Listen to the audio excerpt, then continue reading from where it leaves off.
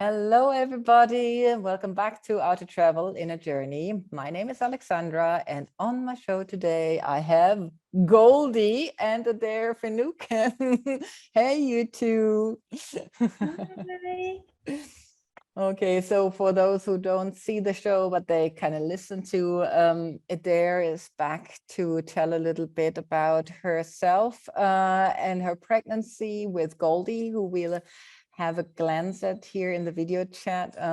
Just to come back to who Adair is and how we know each other, Adair calls herself the healer's healer. She comes from various fields of training, social work, yoga, Ayurvedic wellness, and I interviewed her for the trauma part, and we talked extensively of how trauma can affect you and how you might not notice what's really happening to you until you got your nose stubbed in it. And she really Adair, you really shared it beautifully at the time. So thank you for coming back, and we talk a little bit more about what's happening in pregnancy, also from all tantric sides.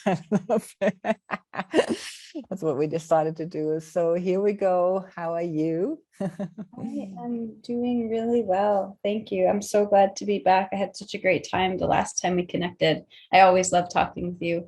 And it's just a pleasure to be back with my baby who exists outside of my body, which even though she's almost 7 weeks old, it's still a trip to be with her like this. Oh, she's my real. God.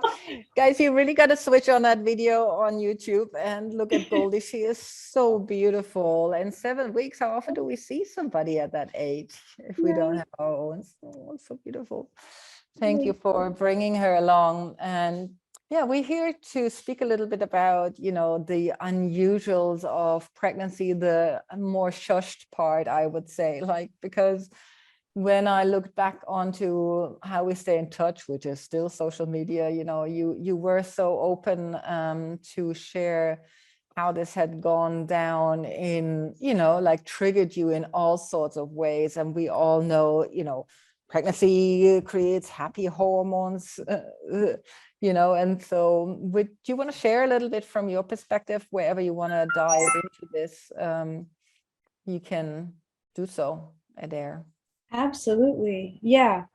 I think that, we were talking a little bit before the show about how pregnancy can be an incredibly wonderful experience for folks, right? And certainly I experienced many wonderful moments in my pregnancy, but the truth is that we're always complicated beings, right? But so becoming pregnant isn't going to suddenly remove all of my complicated nature. And that's why I thought, yeah, like a tantric approach to pregnancy. Of course, it's all divine, but that doesn't mean it's all pleasant or preferred. Yeah. Yeah. Yeah. Particular the preferred part, and I'm sure. I mean, you got a healthy baby here, and some people found the less preferred part in other ways. But for you, it kind of caught you again on your Achilles heel. I think we could call it that, maybe. Yeah. So we've had a big year. My husband and I got married October 16th of last year. So it's been almost 1 year since we got married. And we thought, okay, we'll try to have a baby right after that, pretty much. And I got pregnant very, very quickly, fast, but we didn't even have our wedding photos back yet. It happened really quickly, which is a blessing, right? I know so many people who have navigated a long journey of trying to become pregnant. So it was a blessing, but I felt like, whoa, that was really fast. And I don't know if one is ever really ready. Like, I don't know that I ever would have been totally ready, but I certainly did not feel prepared to suddenly be pregnant. I had been planning a wedding in a very short period of time. And then we had the wedding and we went away for a week, and then we came back, and not too long after that, boom, I was in this different place. I was actually watching the show called The Midwife when I took the pregnancy test. Well, signs all over the place, it was meant to happen. Well, congrats on both at first from my side. Yeah. And when did you notice that, like that the pregnancy wasn't just the jolly part of it? When did that start for you? I don't remember everything terribly clearly, which is fine by me. But within a couple weeks, I realized like, oh, I think it was maybe a week and a half or so after I discovered that I was pregnant. I realized that things were starting to change. I was sick, which is pretty common, of course, the nausea. But my mood started to change, and I started to feel really depressed within a couple of weeks, within a month or two of discovering I was pregnant, for sure within a month or two. And it was really disturbing because we talked last time I was on your show about mental health, and I really considered myself to be in sort of remission almost from depression, right? We all have tough days, but I have enough skills and just really by the grace of the divine, an ability to shift my mood generally. So all of a sudden I was in this big hormonal change, and I was discovering that nothing in my massive toolbox was working. And it was really, really triggering to be depressed, and then more depressed, and then more depressed, and be trying to do my yoga practices, always getting outside, right? Walking the dog, seeking support from the people in my life. At that point, I wasn't seeing a therapist or anybody like a psychiatric provider, but just trying all of the things, doing my Ayurvedic, the dinacharya, the daily habits that I know help. And first, having a lot less energy because first trimester is often very exhausting. But second, just discovering that my mood was horrible to the point where I was experiencing suicidal ideation, and I just never expected to be back in that place. And I didn't know what to do. There didn't seem to be anything to do. And I tried to get psychiatric help, I was like, I need to be on medication because none of the behavioral shifts were helping. And I had a very difficult time accessing care, which was really disturbing. I was referred to a program locally in Rochester, New York, in the US, where I am. And I left probably like 15 voicemails to try to get in touch with this one. It was a perinatal mental health program. So my hope was to, get help from them. And I remember just crying on the voicemails, being like, please help me. And contacting the midwives who had referred me and saying, can you please tell them to get back to me? And it just took forever. And thankfully, once I finally did get through to them, I, was very clear with the director about how I felt about that. And she made some changes. She called me the next week and told me all the changes that she was making, how they did their voicemail and how they were operating. Because it was, a lot about that experience was difficult. I won't even go into all of it. But so the good news is that things are very likely different for people who are seeking that help now. But the bad news is that I'm very proactive and a very good advocate for myself. And in spite of that, I had a really hard time getting what I needed. Like I'm a pit bull when it comes to getting what I want. And if I'd known a physical location where I could have gone, I would have shown up at their door. Right. But, and that scares me because especially because the way care providers, as care providers, we can often have a bias that we're not even aware of. And as a woman, as someone who presents as female and, middle class, educated, white in the US, I'm tend to be treated pretty well. But I was thinking this whole time, like if I had, if I were a woman of color, or if I were a trans person trying to get help, or if I had any of these more marginalized identities, would it be even more difficult for me to access this help? I'm a social worker, for goodness sake. I should, I know how to navigate the systems, but not everybody does. So that was pretty crazy. I mean, wow, that's a big thought, when you're in a crisis like that, to think about all the marginalized marginalized people, but that is really, I totally relate to that sense of helplessness. That helplessness, you can't help yourself.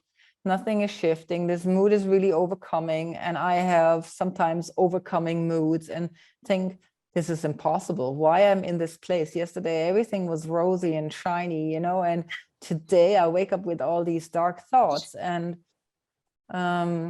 so did your mood really shift with the coming up help, or what happened for you then? How did you get out of that?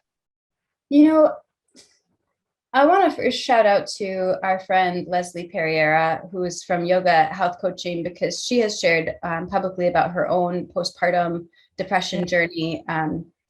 And she was very actively present for me as a support person. And she said, call me, text me anytime, even if it's just to say, I hate this. Yeah. And that was really helpful. She kind of helped to tide me over before I got help. But as we were talking, she was continuing to insist, like, keep trying. She was trying to help me find resources. And I was able to find a therapist who specializes in perinatal mental health, which is important to me, because this is a very unique time. It is something that I wanted to work with a specialist on. I was able to get help from her, and I was able to get on sertraline, or what I can't remember what else it's called, but it's a psychotropic medication, an SSRI. And that happened. So I started seeing a therapist who's wonderful. I started taking medication, and I was able to find a psychiatric nurse practitioner who had been a midwife, who was kind of helping me with medication all around the same time as when I switched into the second trimester. And there's a big hormonal change that happens at the second trimester. So it may have been the therapist, it may have been the medication, it may have been simply moving into the second trimester. I'll never know. Yeah. Right. It's kind of a mystery. All I know is that things got better. Thank goodness. With the mood and the mental health, because it was scary.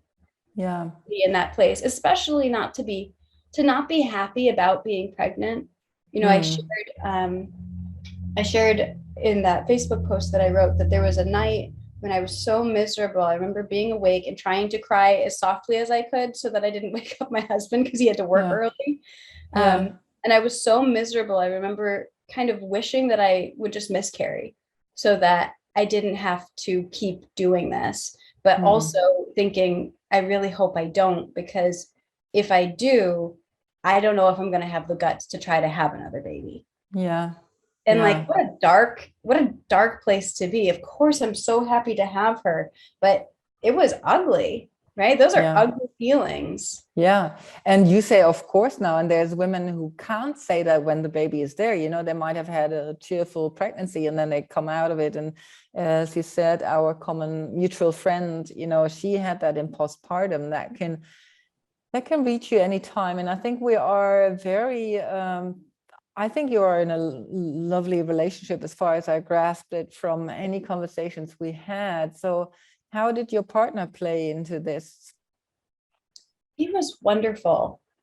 I mean, the thing about going through anything difficult is that nobody can do it for us, right? People can be there and they can listen, but they can't do it for us. And he didn't try to, which I really respect about James. He doesn't, he has a great sense of boundaries of what's his and what's mine. That said, I complained so much all through 9 months. There was something really, really difficult about each trimester. And he never did anything but just witnessed and stayed with me and did what he could to try to help me. And I would say that the most helpful thing tangibly that he did was support me in backing off of work, off of anything that I wasn't already committed to. I had to drop everything. I stopped trying to enroll people in my program. I take on almost anything that I was asked to do. And he was he was totally willing to take on more of the financial support element, which is hard for me because I like being independent, but also it was like, well, we got married, didn't we? You know, this is what a partnership is. And I was doing a lot of labor, growing this thing, this little bean. So he was just really great. And to his credit, he didn't try to swoop in and fix it. I had to sit with myself and through help of therapy and having conversations, decide what I needed and ask for it. At which point he was like, okay, good. You know? So yeah. What do you think? I mean, we probably never know what was the trigger. And I get a sense of that it's almost like maybe that you slipped a little bit deeper into yourself with the pregnancy. You know, what it felt to me when you were describing this, it was like you had managed on a certain level of dealing with your trauma and your depression, as you call it. And when you get pregnant, can you connect to this question, or does that feel like you went that level deeper where it's less controllable? And how did you solve that for yourself if you have come to do some, you know, accounting for it already? But it's very early, I suppose, you know, to think back already. But I think that's a great question. And I'm just reminded again how we don't exist by ourselves, right? I've done a lot of work and I did it in tandem. Like I just mentioned, Leslie, I talk to my sister every day, probably multiple times a day, most days. And that was really helpful because she was a mirror and she was always reminding me that this is temporary. This is temporary. She does her inner work in a really beautiful way. And she also just makes me laugh, which is really good medicine. But I think when we're challenged, I'll speak for myself, when I'm challenged, I don't give up. I don't, even when I want to, it's not really an option just to shut down and not exist. Now, I'll say that there were days when it maybe felt and looked like I was giving up, especially during the winter when I was in my first trimester. But I think some of us are just like that. Like it's not really a choice. We have to keep going. So if I'm challenged and I have to keep going, if I'm not going to end my life, which I wasn't planning on, I wasn't going to do that. I was aware of the thoughts I was having and knew that wasn't really an option. Then we have to keep moving. And my, my sense of, in retrospect, I think especially my sense of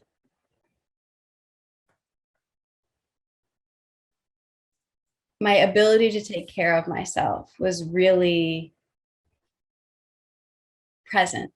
Like this is looking different than it ever has before. And it doesn't look like my Ayurvedic lifestyle, right? All of these things are changing and I'm watching TV for 7 hours a day and whatever I'm doing just to get through.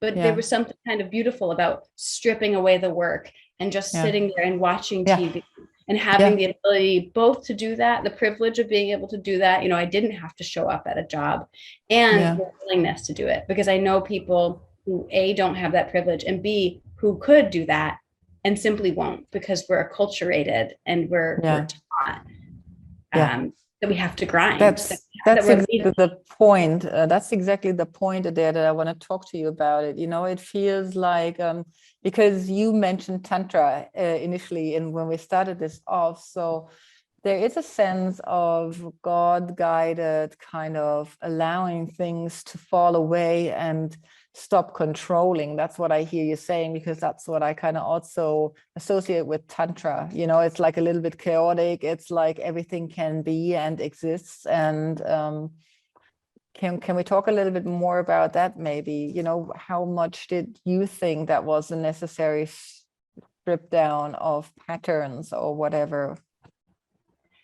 I think looking back at the time, I was very lucky to have an excellent yoga teacher and meditation teacher with whom I did both a lot of meditation classes once a week, and then also a prenatal yoga class.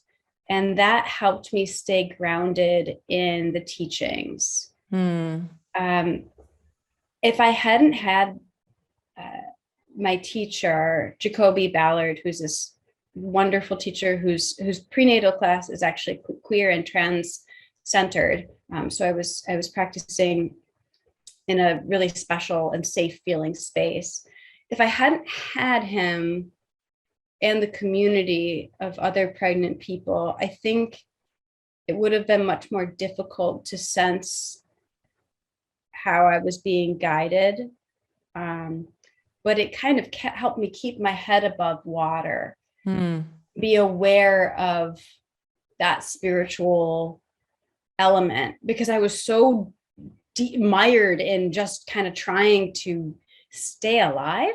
Yeah. Sounds so dramatic, but it's really true. Just stay some kind of balance, that I didn't have my normal sense of connection to the divine. I remember explaining one time at the end of our meditation session where we had the opportunity to share. I remember saying, I know that God's here, and yet it feels like there's a plexiglass between me and the divine. I'm like banging on it and I can't get in.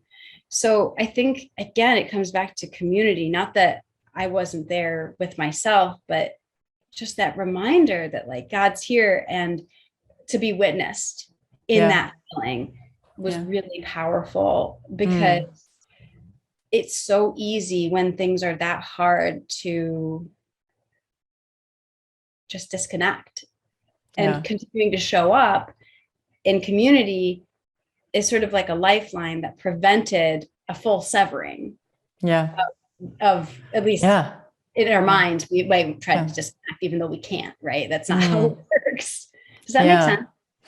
Yeah, it makes totally sense. And it reminds me of my own desperation, you know, when I have my conversations with the divine or God, you call it whatever you want, dear listener, but it feels sometimes it's very strong. And when it's gone, I also know that a lot of myself has taken over, you know, and then in that where me, myself and I have taken over as in ego drama, you know, like then I feel so disconnected, and it's almost like I do anything I can remember that has brought me to be more in the presence of guidance, you know, and higher guidance, instead of just walking only through my own chaos. And that's why I also love talking to you. You know, it's like we're both strong women that can bring things to their feet and, you know, be supportive with other people.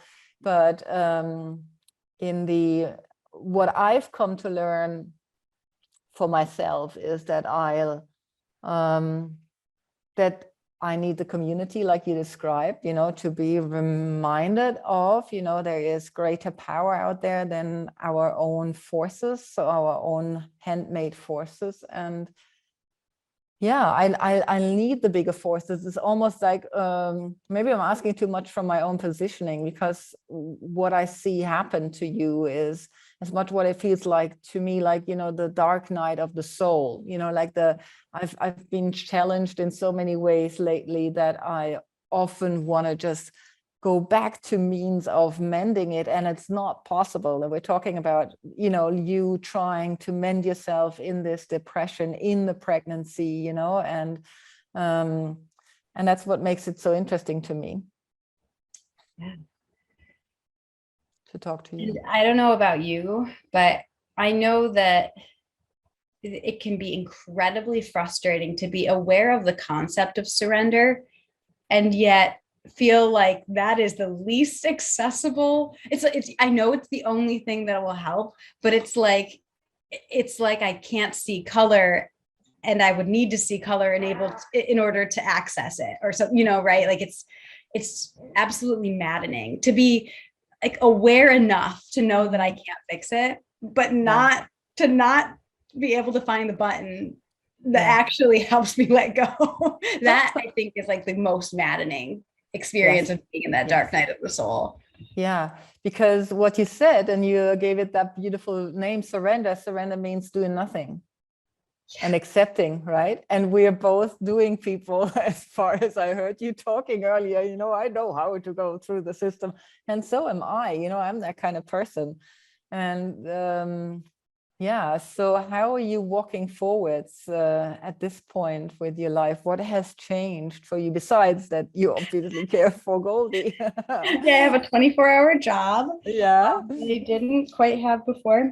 It's really funny. I haven't heard many people say that having a newborn is easier than being pregnant, but I definitely feel that way. Yeah. When the depression stopped, I started to have terrible restless legs to the point where I couldn't sleep. Like I didn't sleep for the last, I don't know, 4 months of my pregnancy, almost Wow. at all.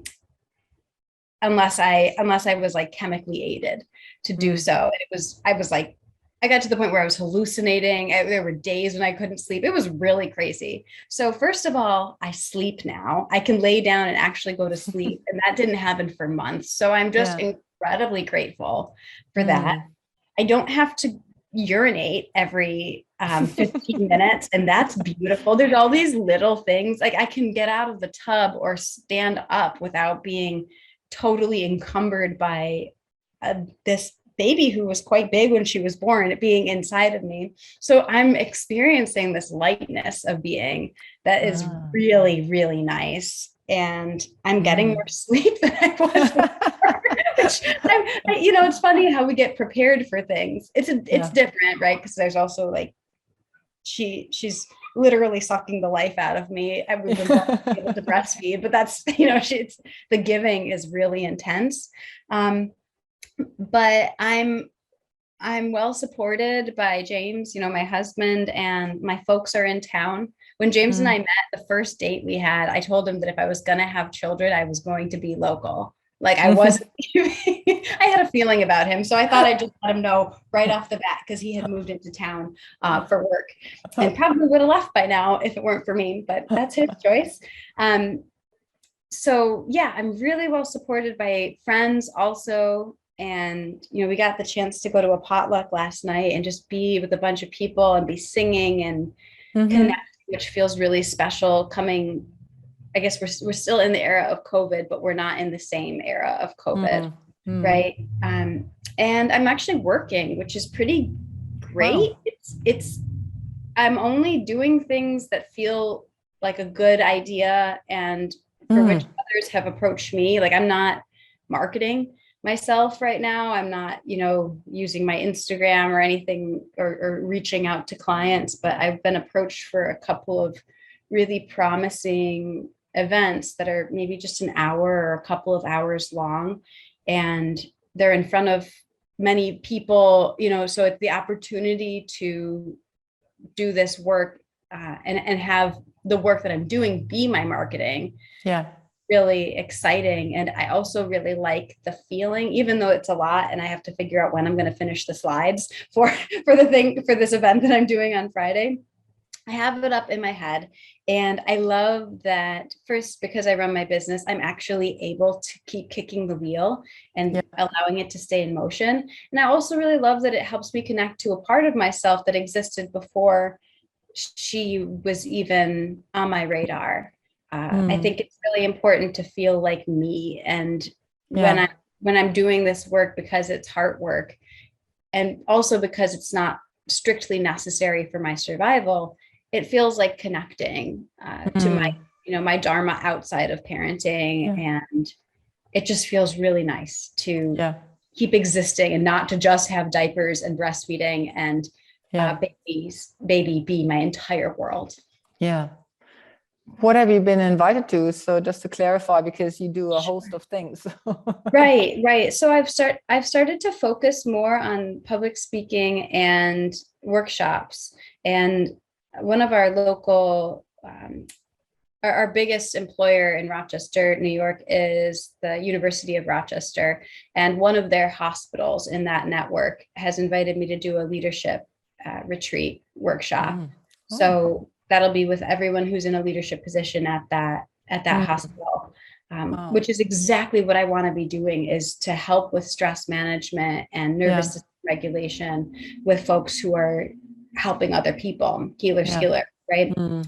And similarly, I'll be helping with that sort of thing with my mentor, Mickey Spurlick, and with our colleague, Dayatra Amber, doing an event for the Infant Mental Health Association of New York State later this month. So that'll be a training around a bit about trauma and infant parent bonding. And I'll be kind of in there helping some with the nervous system regulation and also just doing some more social work oriented stuff with that training. And I did a little bit with the Infant Mental Health Association of New York last month as well. So just things that are totally in my niche that have fallen right in my lap. I'm so grateful that work is coming my way and that it's exactly what I want to be doing. So my hope is that that'll just kind of snowball and trust, right? That what we're supposed to be doing, if we put ourselves in the right direction and we set our minds to it, that such a thing can be possible. Fingers crossed. Also pays pretty well compared to compared to many other ways of doing things when you're in that, you know, workshop and public speaking. So yeah. Fantastic. I'm so happy Thank for you. And Goldie. You know, the world is really, really crazy right now, and there's so much going on both locally and internationally. And I'm not blind to that. However, it's really interesting how my focus has really narrowed in, and I'm my world is really small in a lot of ways right now. And there's a lot great privilege in being able to say it, but I feel peaceful, more peaceful than I have in a long time. And